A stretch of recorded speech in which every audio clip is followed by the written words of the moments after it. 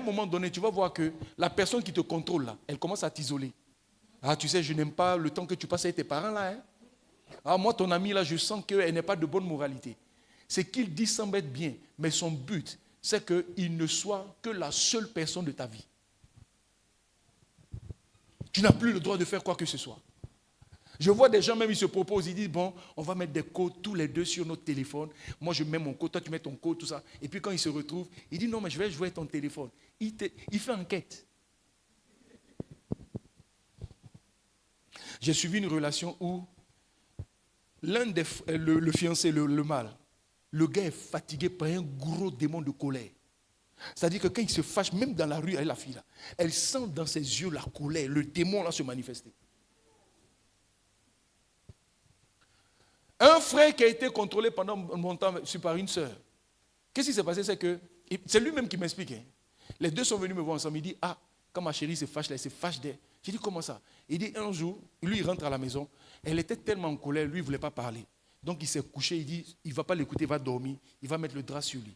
Il dit, en voulant mettre le drap sur lui, la fille a planté un stylo dans son cou. Moi, le pasteur, quand on m'explique ça, dans ma tête là-bas, j'ai dit, ah, et puis vous êtes encore fiancés.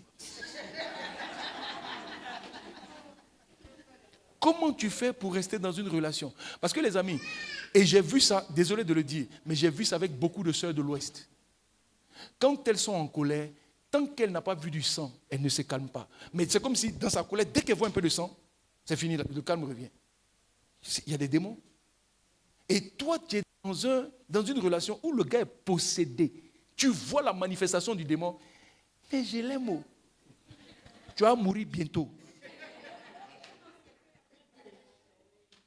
Dis à quelqu'un, tu vas mourir bientôt. Ce n'est pas mort théorie. Hein. C'est mort vrai. Alléluia. Ici, c'était compliqué. Amen. Tu es isolé des autres, de tes amis. Tu n'as plus d'amis. Tu n'as plus de famille. Tu n'as plus d'entourage. Les gens là te voient de moins en moins. Quand on te voit, ah, tu avais voyagé. Non, je suis là. Bon, mais tu sais, c'est la vie. Hein. Non, ce n'est pas la vie. Tu mens. On te coince quelque part. Oh. Parce qu'on te pousse à t'éloigner. Alors, les amis, comment sortir d'une relation toxique? Parce que c'est la raison pour laquelle on est là. On ne m'a toujours pas dit que j'ai combien de temps? 45 minutes depuis qu'il a commencé ou bien maintenant? Mais toi, tu es chez les gens et puis tu donnes leur heure. À 30 minutes. D'accord, ok, chrono. Les amis, écoutez-moi. Comment sortir d'une relation toxique? Première chose, vous devez reconnaître la toxicité d'une relation. Vous devez regarder puis reconnaître que ça là. Parce que si vous ne reconnaissez pas, si vous trouvez des excuses, je vous assure que vous n'allez pas pouvoir en sortir. Ça commence par reconnaître que le gars là, il ne fait pas mon affaire. La fille là, cet ami là, je dois arrêter. Il faut reconnaître. Une relation est considérée comme toxique lorsqu'elle nuit à votre bien-être. Je parle de bien-être spirituel. Je parle de bien-être émotionnel. Mais je parle aussi de bien-être physique. Tu parles avec un homme et puis il attrape ton col. Les amis, quand on était à Biétry, il y avait une tantille. On avait tous peur de la tantille. 2 de ses enfants étaient mes amis. Je me rappelle que les enfants avaient gaffé. Et quand ils sont venus à la maison, ils avaient un grand jardin. On organisait des soirées même dans leur jardin. Là. Ce jour-là, quand les enfants sont rentrés, la maman, elle était en petite culotte. Dès qu'ils sont rentrés, elle dit, déposez vos sacs et venez. Je leur ai demandé, j'ai dit, ah, c'était pourquoi? Il dit, non, quand leur maman veut les frapper là, c'est là-bas, elle les appelle. Et puis elle en culotte. Donc ils savaient que le jour-là, je parle de frapper par là, elle donne coup de poing, coup de tête. Ça passe pas? Quelqu'un comprend ça? Un jour, cette femme-là roulait sa voiture. Et puis elle arrivait à un feu et un passant a tapé le rétroviseur. La dame a baissé la vitre. Et puis elle dit, monsieur, mais vous excusez pas? Le monsieur a fait ça. Oh, et puis il est parti. Les amis, la maman est descendue. Elle a couru, elle a rattrapé le monsieur. Quand le monsieur se tourne, coup de tête, boum. Le monsieur est tombé, elle est remontée dans sa voiture et puis elle est partie. Et les amis, je ne parle pas de quelqu'un que je ne connais pas. Une tantine du quartier.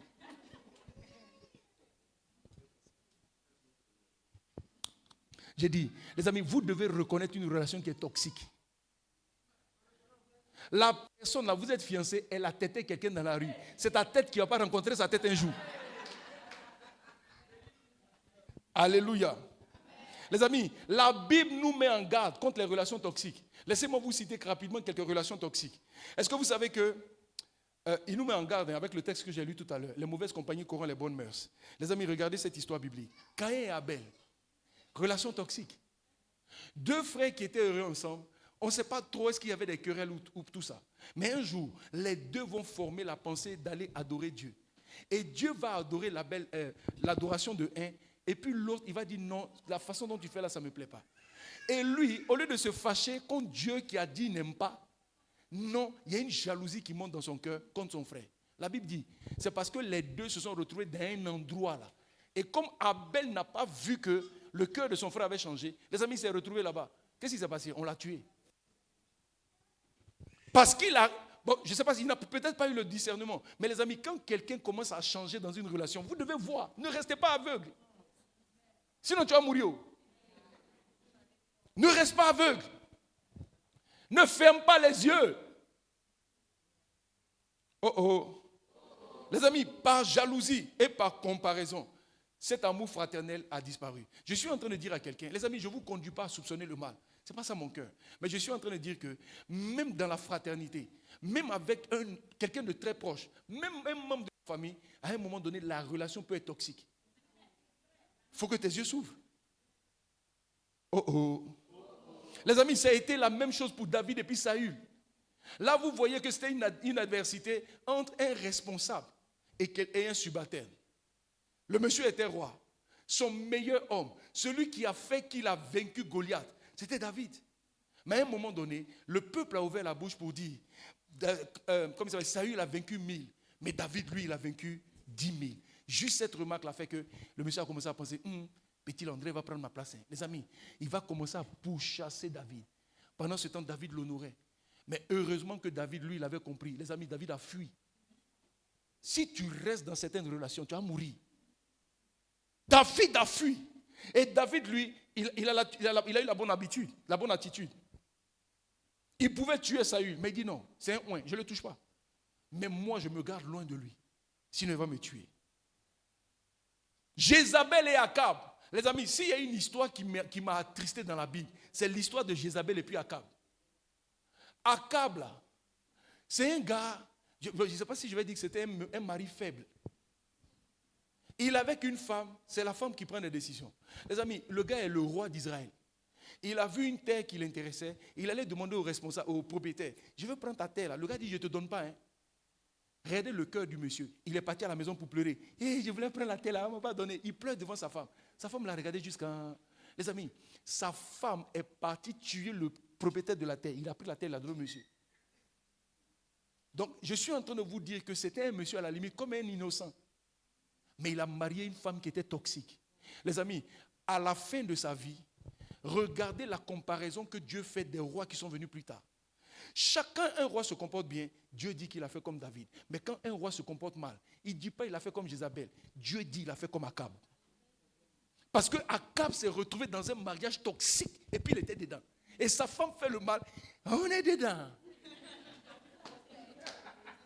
On est dedans. Elle tue quelqu'un. Il prend la terre, il ne se pose même pas la question de comment elle a fait. Parce qu'aveuglé. Les amis, je trouve que son histoire est triste. Akab. Akab. C'est comme si quand tu le vois avec Élie, on dirait qu'il aimait Élie. Mais c'est sa femme qui dit, Élie, toi, viens te tuer. C'est cette femme qui a conduit Élie dans la dépression. Le grand Élie, notre bishop Élie. Traumatisé par la femme de Akab. Akab n'a pas été capable de dire, hey, tu m'arrêtes ça. Il n'a pas pu. Il n'a pas pu. Les amis, demande à un voisin, tu es dans quoi? Tu es dans quel type de relation? Oh oh. Les amis, ça a été une relation marquée par la manipulation et puis l'abus du pouvoir. Il n'a pas pu s'en sortir. Les amis, est-ce que je peux vous parler de Samson et Dalila? Samson et Dalila. Écoute, la femme la caresse ton dos et puis dit, oh, je l'aime, je l'aime. Ouvre tes yeux. Parce qu'il y a femme et puis il y a femme. Tu ne vas pas rentrer dans une relation aveuglement. Tu ne vois pas clair dedans, mais tu es dedans. Et puis après le mariage, maintenant tu es étonné. Petit frère direct de Satan, c'est lui qui est là. Dans le club des ténèbres, il est titulaire, c'est le numéro 10. Il n'y a pas match sans lui, c'est lui. Et puis tu es maintenant dedans. Oh oh. Les amis, cette femme-là a fini par trahir Samson. Samson a fini par devenir aveugle. Parce qu'il n'a pas écouté Dieu même concernant la femme étrangère. Il n'a pas écouté. Je l'aime trop. Les amis, bon, je ne vais pas vous choquer avec ça. Que Dieu permette qu'un jour il vienne parler de mariage ici. Alléluia. Je peux vous parler de Ananias et Saphira. Ananias et puis Saphira. Association de malfaiteurs dans l'église. Vous pouviez ne pas vendre vos terrains. Personne ne vous a demandé d'aller vendre. Le terrain est pour vous. Maintenant, vous deux vous vendez. Et vous faites un plan commun dans le Maloya ou la Malonie. Et puis ils viennent à l'église, mais séparément. On dit, mais c'est au prix que tu as vendu les deux. Mort. Deuxième aussi vient. Peut-être qu'elle n'a pas eu le son que son mari est mort. C'est pas comme vient d'emporter ton mari. Elle aussi, on lui demande, mort. Les amis, attention à qui vous mariez. Attention à qui vous vous associez. Quelqu'un entend ça? Les amis, des signes de relations toxiques. Je peux en parler rapidement, je regroupe en 3 grands groupes. Je l'ai cité un peu tout à l'heure. C'est une influence négative sur votre comportement et votre foi. Il y a des gens qui détruisent votre foi. Il y a des gens qui vous éloignent de Jésus. Les amis, quelqu'un qui vous éloigne de Jésus est automatiquement et systématiquement toxique.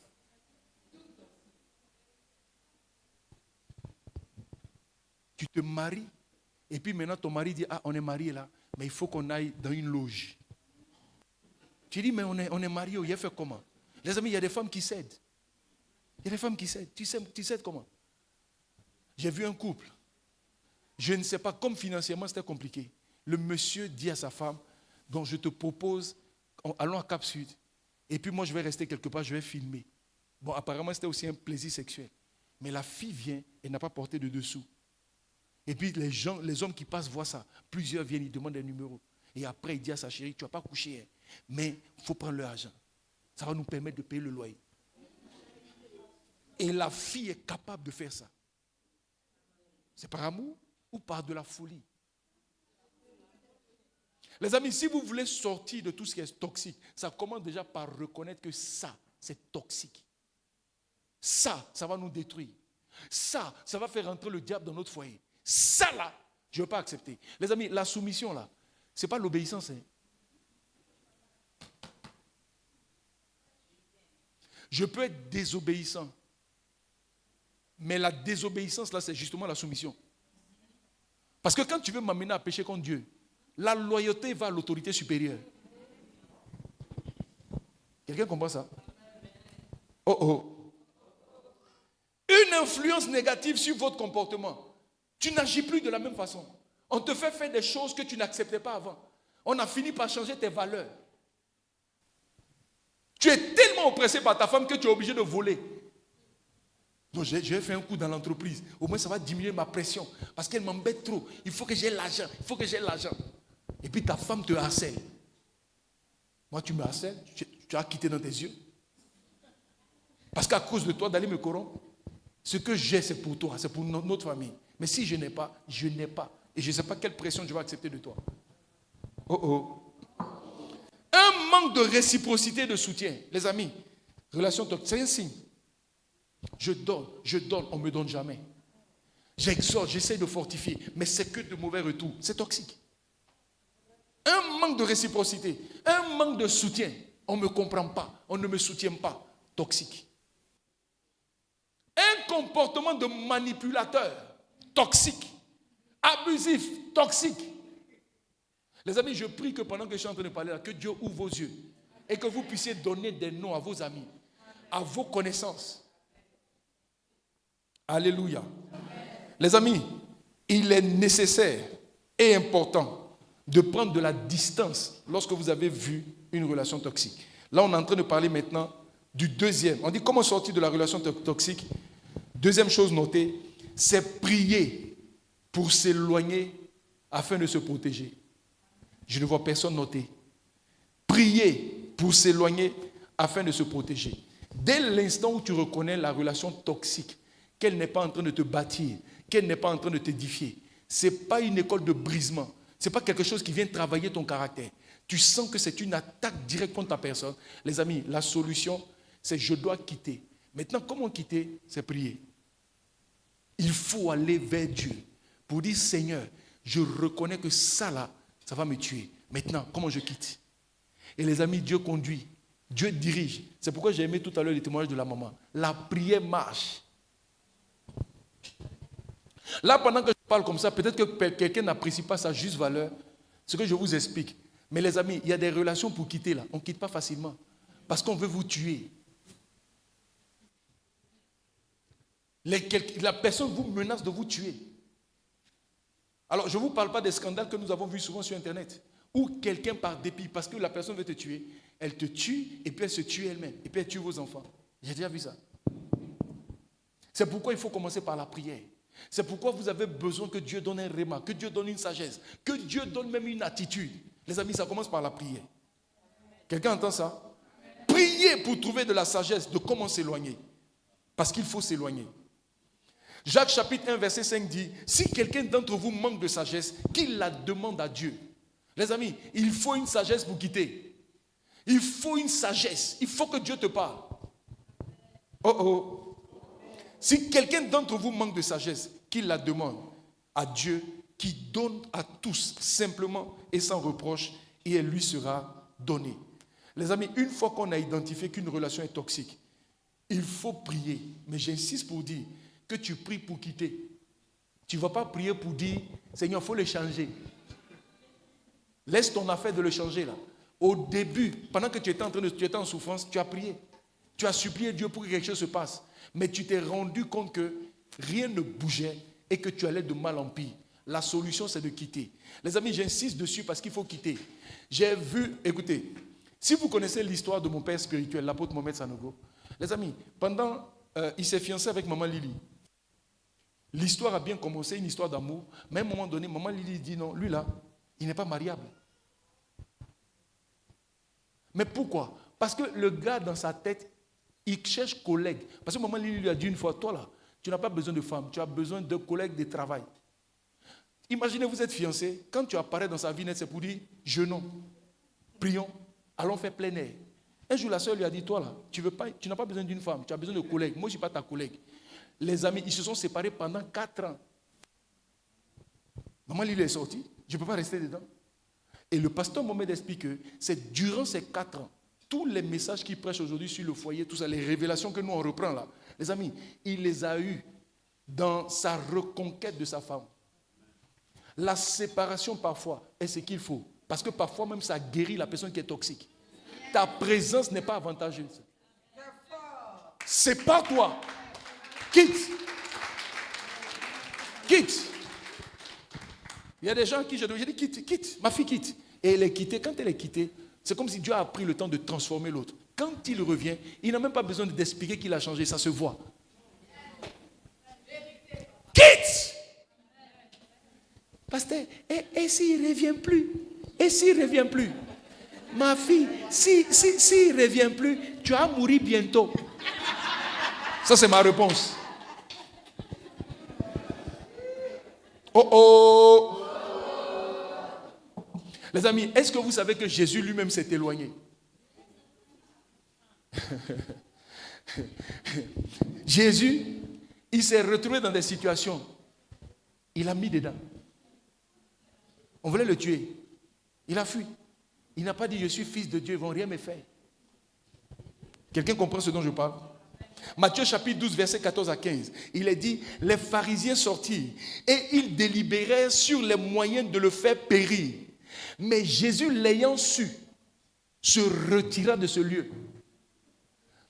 Il a juste compris que, attention, ceux-là me veulent du mal. Les amis, il n'est pas allé discuter. Il n'est pas allé chercher à changer leur cœur. Il a changé de lieu. Toi, tu es avec un gars, où tu es là? Tu sais, en fait, quand tu as discerné que la relation est toxique, cher ami, tu sais, il faut partir.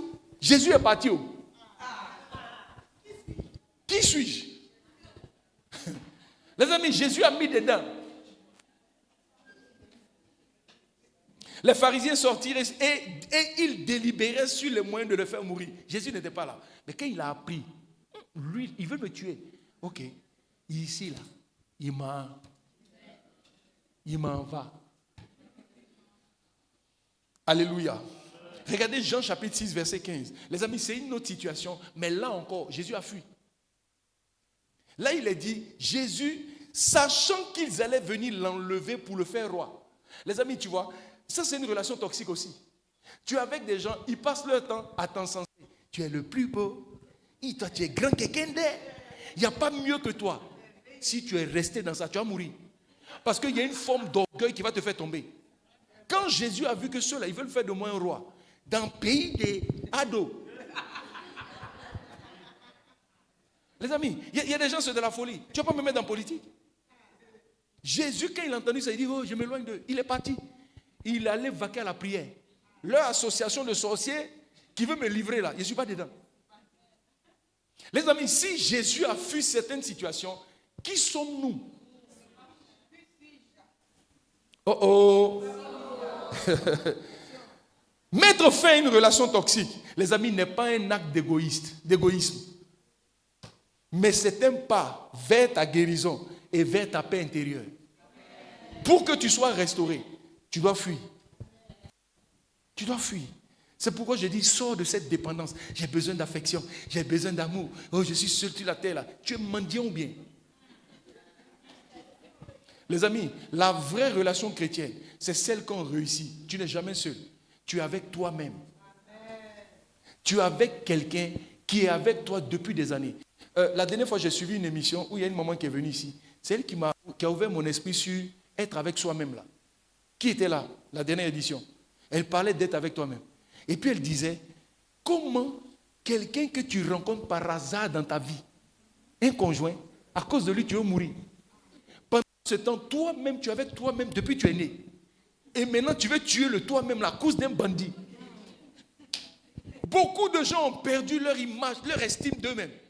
Jésus dit, aime ton prochain comme toi-même. Mais tu ne t'aimes pas. C'est pourquoi tu n'aimes pas le prochain. C'est pourquoi tu es toxique même. Oh oh. Les amis, regardez ce principe. Matthieu chapitre 5, verset 29 à 30. La Bible dit, écoutez-moi bien, c'est aussi la solution pour triompher de la chair. Il dit, celui qui regarde une femme, les yeux, pour la convoiter, pour un désir, il a déjà commis l'adultère. Et maintenant, au verset 29, il dit, si ton œil droit est pour toi une occasion de chute, arrache-le et jette-le loin de toi. Il est en train de dire, si tu aimes regarder porno, arrache porno et puis jette loin. Si l'outil qui te fait regarder la pornographie, c'est ton téléphone, arrache. Les amis, les thèmes qui sont utilisés sont des thèmes douloureux. L'occasion de chute peut être ton téléphone. Ça peut être des amis, ça peut être des personnes. La solution de Dieu, il dit arrache. Quand on dit arracher, et l'élément qu'on prend là, c'est l'œil. Quelqu'un comprend l'importance de l'œil. Il dit, mais l'œil là, arrache. Arracher, ça fait mal. Je suis amoureux, c'est vrai, mais il veut me tuer. J'arrache. Et puis, je ne jette pas tout près. Loin. Les amis, beaucoup d'entre nous, on enlève l'œil et puis on dépose tout près. Tu as beaucoup de chrétiens, quand on les insulte, ils disent, ah, moi je suis un chrétien, il ne répond plus. Il t'a insulté une fois, 2 fois, 3 fois. Vers la 7e fois, tu dis, hey, c'est vrai que je suis chrétien, mais hey, prochaine fois là, tu as mes sentis. Tu vois, ça c'est quelqu'un, il était sur la croix, mais tu sens qu'il a commencé à descendre de la croix. La résurrection de sa chair. Et puis à un moment donné, l'occasion de chute là, il va reprendre ça, il va remettre son œil. Et puis le voilà maintenant, tu dis quoi? Coup de tête veut sortir. Les amis, cette affaire d'arracher, c'est une clé importante. Si tu n'arraches pas la relation là, tu ne vas pas t'en sortir. Non seulement arracher, mais jeter loin. Tu peux aimer quelqu'un, tu es attaché à lui, mais parce qu'il est toxique, tu l'arraches et tu le jettes loin. Les amis, quand j'ai donné ma vie à Jésus, tous mes amis étaient à Biétry avec moi. On était 2 à s'être convertis. 3 même baptisés, mais après un autre s'est retrouvé en France. Et nous 2 là, le truc c'est que Biétry là, on est ensemble, on se connaît tous. Donc, quand moi je quitte le travail, que je rentre le soir, naturellement, on ne regardait pas la télé. Si on va se retrouver chez un, on va jouer aux jeux vidéo, ou bien on va se retrouver dans un... On n'était pas des alcooliques, mais on passe du temps ensemble. Et les amis, j'avais remarqué que chaque fois qu'on s'assoit, mon ami et moi, on était les premiers à commencer à parler de Jésus. Et Jésus est bon, les amis. Donnez vos vies à Jésus. Mais parler de Jésus, là, ça a duré maximum 15 minutes. Les gens, pendant qu'on parle de ça, ils sont là comme ça. Ah oui. Hein. Et puis après, il y a un qui se lève là-bas. Toi là, tu avais une copine là, elle s'appelait Tant. Et puis on repart dans les discussions. Moi, le frère en Christ, il faut me voir. En train de dire, oh, c'est là, et puis on est dans causerie comme ça. À un moment, Dieu m'a dit, petit, tu vas finir par rétrograder si tu restes dans l'environnement. Il m'a dit, coupe avec eux. Les amis, je pense que s'il y a quelque chose qui m'a fait mal dans cette période de ma vie, c'était de me séparer d'eux. Parce que je vous parle de gens avec qui j'ai fait... On était au quartier ensemble. On a fait Notre-Dame d'Afrique ensemble. On a grandi ensemble. On faisait tout ensemble. Dieu vient de dire, maintenant, coupe avec eux. Les amis, c'est dans la douleur que j'ai coupé. Et ça m'a obligé à aller me reconnecter avec de nouveaux amis. C'était maintenant l'église. Ce qui s'est passé, c'est que quelques temps après que j'ai coupé avec eux, les amis, je les ai vus revenir, eux tous, nous rejoindre, pardon, à vase d'honneur. Yes. Si je n'avais pas coupé, les gens n'auraient pas vu la différence. Les amis, quelqu'un doit couper. Dis avec moi, couper. Donc la solution que je te donne, c'est va prier pour couper. Je termine. Les amis, je n'ai même pas fait la moitié de mon message, mais ce n'est pas grave. Et si ta main droite est pour toi une occasion de chute, coupe-la et jette-la loin. Œil, on coupe. Main, on coupe. Quoi? Non, pas pied. L'amoureux, on coupe. Qui? Ami, on coupe. Téléphone, on coupe. Les amis, si vous ne traitez pas le téléphone de façon particulière, la masturbation va continuer dans votre vie. Quelqu'un doit remettre son téléphone ou son ordinateur à quelqu'un et lui dit, allons dans mon browser, mets un mot de passe que je ne connais pas. Et puis tu bloques tous les sites pornographiques. L'apôtre Paul dit, les amis, je traite durement mon corps. Je le tiens assujetti. Mon corps et moi, lui et moi, on est en guerre. Parce que je ne veux pas que, après avoir prêché aux autres, que moi aussi je sois rejeté. Il ne joue pas avec son corps. Donc, son corps s'amuse. Si c'était ta main, il coupe. Les amis, c'est parce que vous n'êtes pas déterminé que vous ne coupez pas. Couper, c'est par exemple décider que ton téléphone ne rentre plus dans ta chambre. Tu dis, mon téléphone reste au salon. Parce qu'au salon, on est tous ensemble. J'ai des heures pour me connecter. Et quand je quitte le salon, je rentre dans la chambre, j'ai ma Bible papier.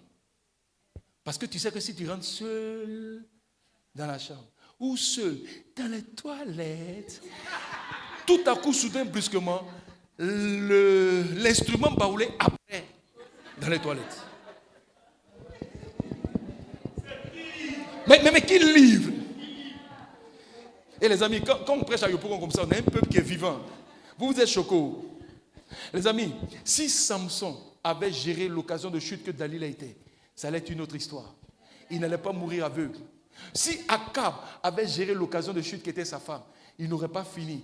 Il ne serait pas cité des générations et des générations après par Dieu lui-même pour dire que le modèle du faux roi, c'est lui. Pareil pour Salomon. Femme étrangère. Il n'a pas su couper. Le grand homme de Dieu à qui Dieu est apparu, à qui Dieu a promis la richesse. Les amis, il a fini par prier d'autres dieux. Est-ce que vous pouvez imaginer ça? Parce que les occasions de chute là étaient là. Il joue avec. Quand on parle d'occasion de chute, ça veut dire que c'est quelque chose qui te menace. C'est quelque chose qui te menace. C'est quelque chose qui risque de te faire tomber. Les amis, quand on parle de chute, on parle de quelque chose qui peut te tuer demain. On parle de quelque chose qui peut te détruire. On parle de quelque chose qui peut te ruiner. Regarde, tu fais tellement confiance à cet homme. Son comportement là, tu le vois. Tu vois qu'il est avec d'autres femmes. Et tu vois qu'il prend ton argent pour donner à d'autres femmes. Mais toi, pour gagner ton amour, tu continues à lui donner l'argent. Il dit, il va te quitter, mais toi dans une extrême pauvreté. Les amis, c'est ça, hein? Authentique, ça se voit. Alléluia. Amen. Luc chapitre 13, verset 9 dit, peut-être à l'avenir donnera-t-il un fruit. Sinon, tu le couperas. On est en train de parler d'un arbre. Un arbre est censé produire du fruit. Une relation qui ne produit pas du fruit, on coupe. On coupe. Les amis, troisième chose, comment sortir d'une relation toxique? Maintenant, quand tu as coupé et que tu es en train de quitter là, vous devez vous reconstruire. Se reconstruire dans l'amour de Dieu. Les amis, je crois que beaucoup de gens tombent dans les relations toxiques parce qu'ils n'obéissent pas à Dieu. Le plus grand commandement, le commandement le plus important, la Bible dit tu aimeras l'Éternel ton Dieu de tout ton cœur, de toute ton âme et de toute ta pensée. Dans ce qu'on a cité là, ton chéri n'a pas place. Ton ami là, son nom n'est pas cité dedans. Ça veut dire que la concentration de ton énergie, ça doit être sur Dieu. Il n'y a pas plus important que lui. Les amis, moi j'aime ma femme et je suis amoureux, vrai. Amoureux, heureux. Après 23 ans de mariage, bon après 23, j'aurai 23 ans en décembre, cette année. J'aime ma femme. Mais tu sais, ma femme sait, et je sais, elle sait qu'elle ne passe pas avant Dieu. Elle est au courant. Je sais que ma femme m'aime, mais je sais aussi que je ne passerai jamais avant Dieu. Dans son attitude, je sais. Les amis, la masturbation m'a fatigué quand j'étais païen. Et puis, la sodomie m'a fatigué. Tu sais, moi, je parle. Mais je sais qu'il y a son client.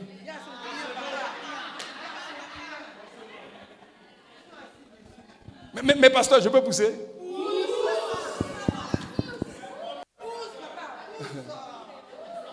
Les amis, quand je donne ma vie à Jésus, le zèle du départ là, c'est-à-dire que j'ai cru que j'étais totalement délivré de la chair et j'ai cru que j'étais totalement délivré des pratiques sexuelles que j'avais, notamment la sodomie.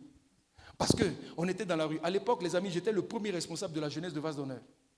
En ce moment, votre église, la communauté telle que n'existait pas. Mais je partais voir Papa Georges pour que la jeunesse de cette église en fasse des compétitions ensemble. À l'époque, il y avait un pasteur ici, le pasteur Hervé Kwaku. Lui, j'ai fait cours du soir avec lui, donc c'est mon ami. On a fait aussi l'INSET ensemble, c'est mon ami. Donc, les amis, dans cette période-là, j'étais tellement zélé que pour moi, plus jamais j'allais retourner à ce que j'avais vomi. Et à ma grande surprise, donc je vis la sainteté avec ma femme. C'est le soir du mariage qu'on couche ensemble. Dieu nous a fait grâce. Parce que les amis, il y a des fois, ils venaient chez moi. Dans ma tête, là, j'ai dit, ah Seigneur, moi je suis vaincu d'elle. Si elle se déshabille, là, moi, il est tapé d'elle. Mais je bénis Dieu. Parce que quand j'étais faible comme ça, chose bizarre, elle était fortifiée. Et il y a des fois, je la sentais faible même, dans sa façon de me parler. Mais Dieu m'avait fortifié. Et Dieu nous a permis d'arriver au mariage. Et les amis, on commence, ça veut dire que maintenant je reprends l'activité sexuelle. Et puis, maintenant qu'on est en train de faire la pratique sexuelle, tout ce que je faisais avant, parce que beaucoup d'entre nous, notre formation n'a été qu'une formation à la suite de la pornographie. Beaucoup de gens croient que c'est quand ils pincent fort téton, il y a doux dedans. Il n'y a pas doux. C'est... La vieille comportement de Yopouva va venir. Les amis, mon cœur va se retrouver dans des luttes. Maintenant, je suis là et j'ai envie de lui proposer. Mais ici, on c'est la sodomie. Mais tu sais, je n'ai jamais pu lui proposer ça. Parce que les amis, je connais la crainte que ma femme a de Dieu. Parce que pour elle, lui proposer ça, c'est comme si elle s'est trompée de mari. Donc ça, j'ai compris que mon ami, si Dieu a condamné une ville qu'on appelle Sodome et Gomorrhe et que le nom est resté sur une pratique sexuelle, je sais que Dieu avait rejeté ça.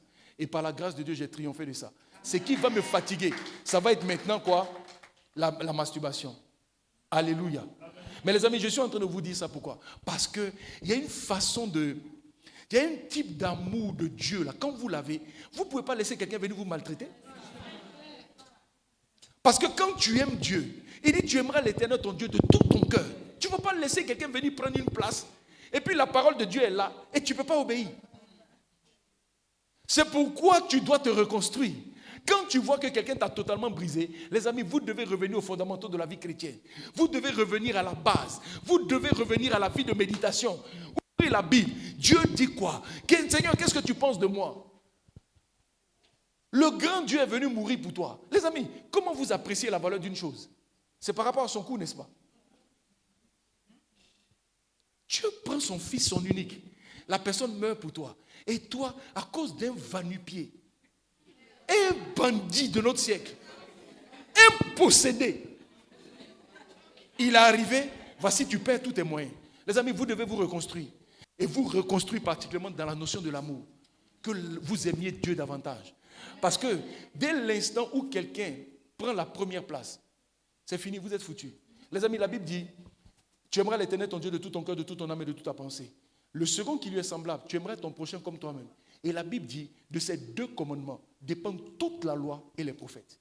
Ça veut dire, tout ce que les prophètes donnent, les prophéties, elles s'accompliront dans vos vies parce que vous avez positionné premièrement aimer Dieu. Il y a beaucoup de lois, il y a beaucoup de principes. Frapper un enfant, c'est une loi.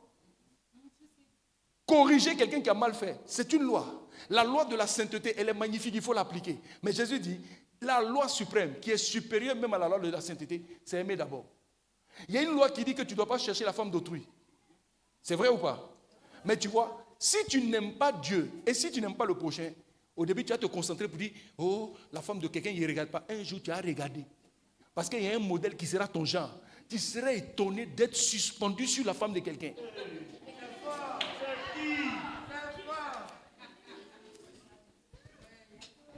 Et les amis, c'est une affaire de suspendu. Hein? Marc chapitre 12, verset 30. Tu aimeras le Seigneur ton Dieu de tout ton cœur, de toute ton âme et de toute ta pensée et de toute ta force. Les amis, vous devez vous mettre votre force dans l'affaire de Dieu. Tu es blessé, tu es frustré. Il dit, mets-toi follement dans les choses de Dieu. Ce que je dis, c'est valable pour une femme qui n'est pas mariée, qui est seule.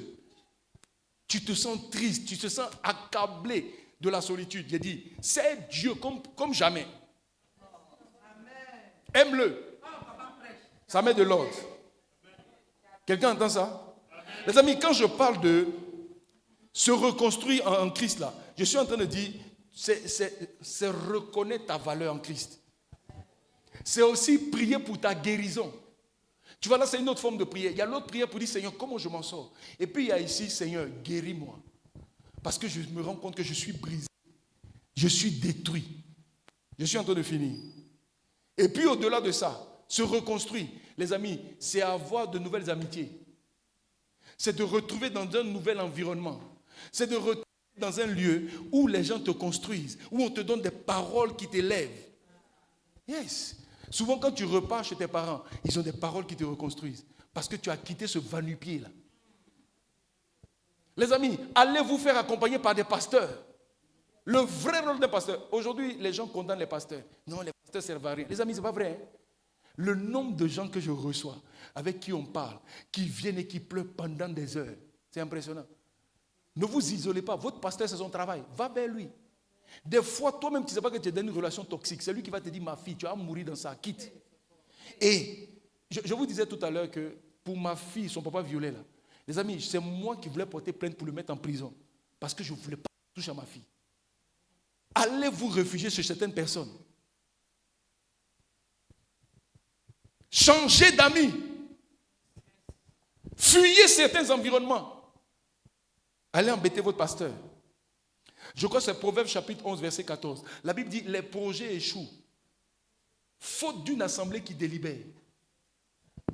Des fois, pour faire des choix dans ta vie, tu as besoin d'une assemblée. D'un certain nombre de personnes qui peuvent se réunir et puis parler avec toi. Oh oh. Et je termine par le 4e point, qui est le point clé. C'est prier pour les personnes toxiques. La personne toxique que tu as quittée là, c'est arriver à prier pour elle. Les amis, regardez les principes de Dieu. Je termine par ça. Les amis, même si vous vous éloignez de ceux qui vous briment, je vous en supplie, il y a une étape où vous devez prier pour eux. Regardez dans Matthieu chapitre 5, verset 44. Un texte de la Bible qui a fait que je suis tombé amoureux de Jésus. Je parle d'amoureux vrai. J'ai aimé ses valeurs. C'est Matthieu chapitre 5. Quand je donne ma vie à Jésus, moi je connaissais l'Éternel Dieu des armées. L'église où j'étais, dans les prédications, c'était le Dieu de Power Fire. Les amis, des fois quand je luttais contre la masturbation dans ma chambre, j'avais l'impression que si je me masturbe là, le feu va apparaître dans la chambre. Par exemple, Dieu tue mal. Tu vois l'image que j'avais de Dieu. Et quand je rencontre ma fiancée, on se met ensemble. La première fois qu'on a prié ensemble, bon, la première, en tout cas les débuts qu'on a commencé à prier, un jour on était en train de prier, et puis je l'entends. Oh, tu sais papa, vraiment il faut que tu interviennes. Je sais que si toi papa tu te lèves. Quand j'ai entendu la façon dont elle appelle Dieu papa, il est rigolo, il dit, est-ce qu'elle est vraiment convertie? Les amis, dans ma tête, ça, tu vois, ça a été mon éducation. J'ai grandi sans père. Dire papa pour moi, avec le cœur, je n'avais jamais dit ça. Je peux appeler des vieux, des adultes papa. Mais Dieu papa là, je n'ai jamais entendu ça même. Pourtant, je connaissais la prière du Notre Père. Et puis, pendant que je réfléchissais comme ça, Dieu m'a dit, et si c'est toi qui as tort? Et puis, les amis, il m'a ramené rapidement sur la prière du Notre Père. Et puis, je dis, ah, c'est vrai, Dieu, notre Père. Et puis, tu ne dis pas mon Père. Hein. C'est-à-dire, je dois être conscient que tu es mon Père, mais tu n'es pas mon Père à moi seul. Et que j'ai des frères. Et puis, Dieu va me donner différents enseignements. Et les amis, quelque temps après, je tombe sur Matthieu chapitre 5. Dieu, c'est là qu'on voit le caractère de Dieu. Il dit, si on te gifle sur une joue, il faut tendre l'autre. Pendant ce temps, moi, avant Jésus, si tu m'as giflé sur une joue, alors si tu me moins, il a pleuré. Il veut rendre, mais ça ne sort pas. Mais si je suis plus fort que toi, cher ami, moi je ne veux pas rendre un coup. Coup de tête. Enchaînement même. Tu vois, mais j'ai commencé à voir les valeurs divines. Et les amis, je vais tomber sur la partie où Jésus parle des relations toxiques. Je suis maintenant, Matthieu chapitre 5, verset 24. Il dit, mais moi je vous dis, aimez vos ennemis. Ennemis là, c'est relations toxiques. C'est pas aimer, il faut rester. Hein. J'ai fui. Mais maintenant que j'ai fui, il dit aime-les. Et il continue. Il dit aimez vos ennemis, bénissez ceux qui vous maudissent. Les amis, il y a des gens, ils vous maudissent. Ils ouvrent la bouche et puis ils vous maudissent. Mais Dieu dit, quand lui il fait ça, toi, ouvre la bouche et puis bénis-le. Seigneur, j'espère qu'il va prospérer. Je t'en supplie, soutiens-le, sors-le du mal. Son cœur n'est pas droit, aide-le. Les amis, pendant que vous serez en train d'obéir à ces principes, votre âme n'en a pas envie. Parce que vous êtes en colère, vous êtes fâché. Mais pendant que vous priez et vous souhaitez du bien, Dieu opère votre propre délivrance. Il n'y a pas un autre moyen. C'est comme ça que Dieu va vous apporter la guérison. Parce que les amis, l'ennemi est toxique. Ceux qui vous haïssent, quand ils sont dans votre environnement, ils sont toxiques. Il dit, faites du bien à ceux qui vous haïssent. Les amis, quelqu'un qui a de la haine contre vous, vous imaginez qu'il ne peut jamais vous faire du bien. Il est dans une planification de méchanceté. Mais Dieu dit, toi, aie une autre attitude vis-à-vis de lui.